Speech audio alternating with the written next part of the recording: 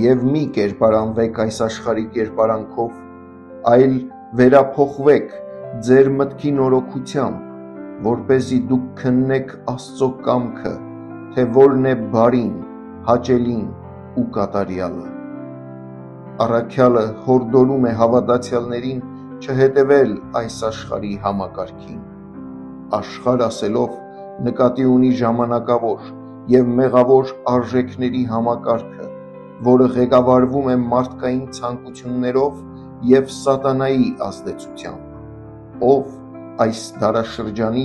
կամ համակարգի աստվածն է։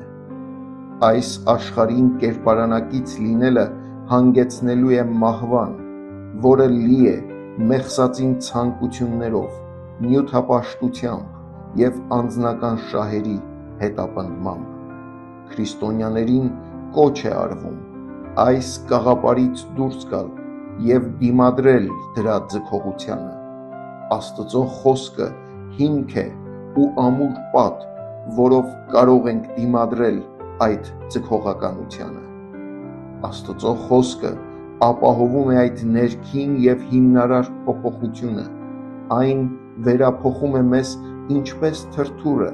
որ փոխակերպվում է ու դառնում թիթեռ։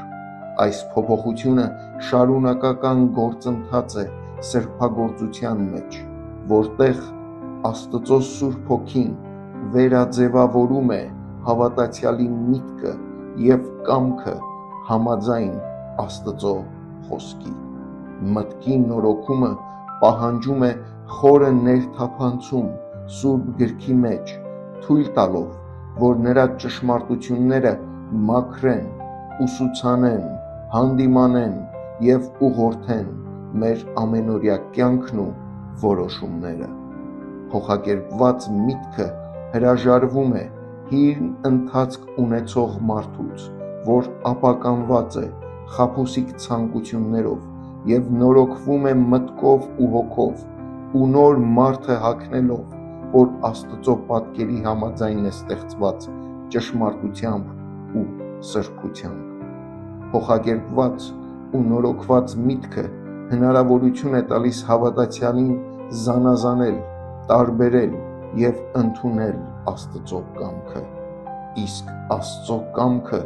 միշտ և առանց բացառության բարի, հաճելի և կատարյալ է բոլոր նրանց համար, ովքեր փնտրում և փափագում են փառավորել Աստծուն նրան հնազանդելով։ Հայր, օգնիր ինձ ազատվել այս աշխարհի համակարգից, թող քո խոսքը փոխակերպի և նորոգի իմ միտքը։ Ամեն։